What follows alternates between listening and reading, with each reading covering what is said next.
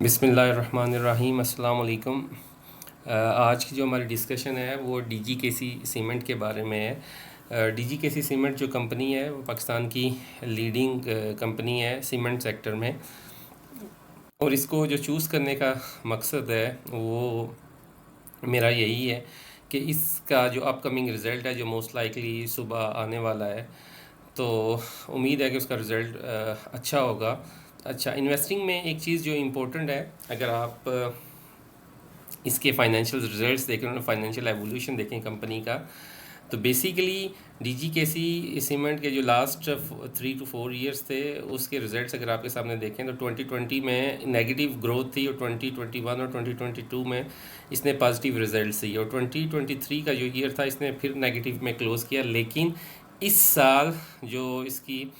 इसकी इसके expected results हैं वो पॉजिटिव में हैं। अच्छा, इन्वेस्टिंग में जो मैं डिस्कशन कर रहा था आपसे वो ये है कि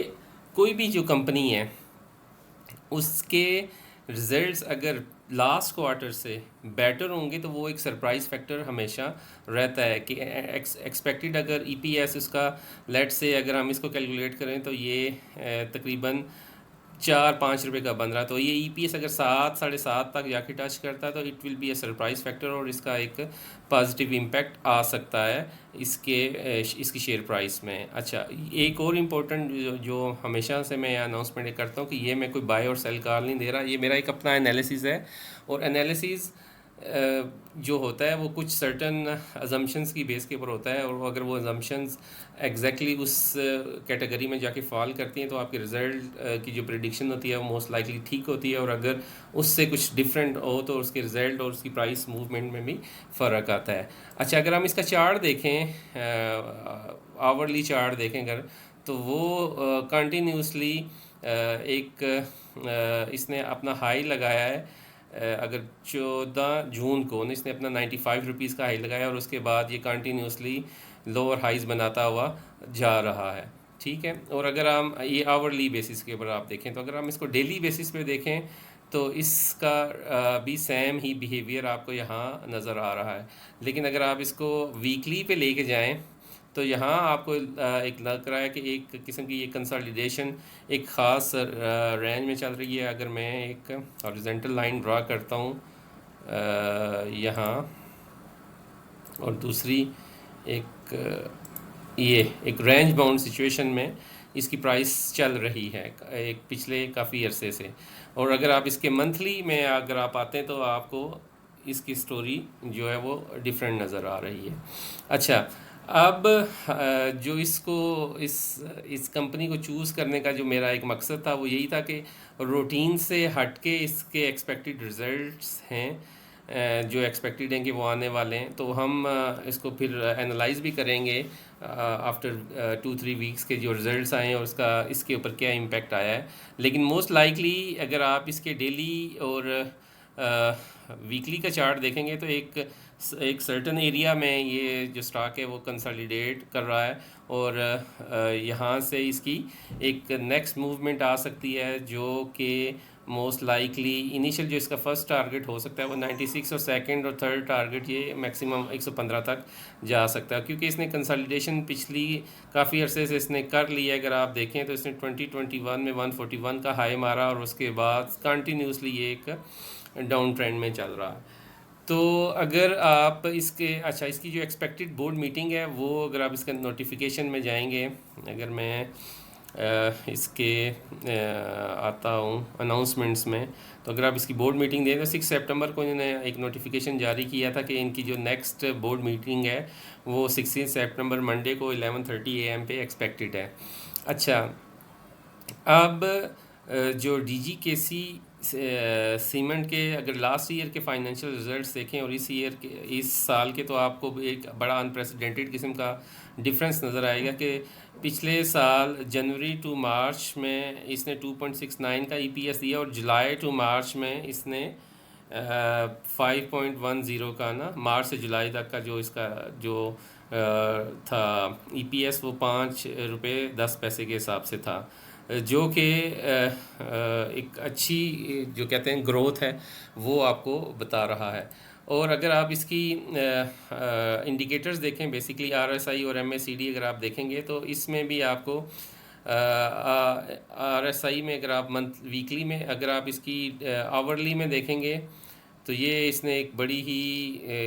ख़तरनाक किस्म की इसने डाइवर्जेंस बनाई है, ठीक है, जो कि एक कह सकते हैं आप एक रेड फ्लैग है कि शायद के जो रिज़ल्ट्स हों वो इंडस्ट्री के या मार्केट की एक्सपेक्टेशंस के अगेंस्ट हों, ठीक है। लेकिन अगर आप इसकी डेली की देखते हैं तो यहाँ में भी इसके आरएसआई पे इस पे नेगेटिव डाइवर्जेंस हैं, और जबकि अगर आप इसके एमएसीडी पे देखेंगे तो इसमें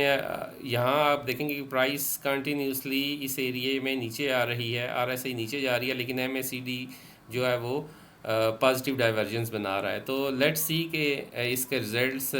कैसे रिवील्ड होते हैं कल और परसों। और अगर आप इसकी प्राइस मूवमेंट देखें पिछले कुछ अरसे से तो वो भी कुछ इतनी ख़ास नहीं रही। ऑलमोस्ट अगर इन टर्म्स ऑफ सिर्फ लास्ट ईयर रिटर्न देखें तो आपसे 8 यकम अगस्त को इसने 34 रुपीज़ का लो मारा है, और उसके बाद इसने ऑलमोस्ट एक साल के अंदर ही अपनी प्राइस को 1.5 रफली यानी 1.75% यानी आपको ना डबल से भी ज़्यादा का रिटर्न इसने दिया है। तो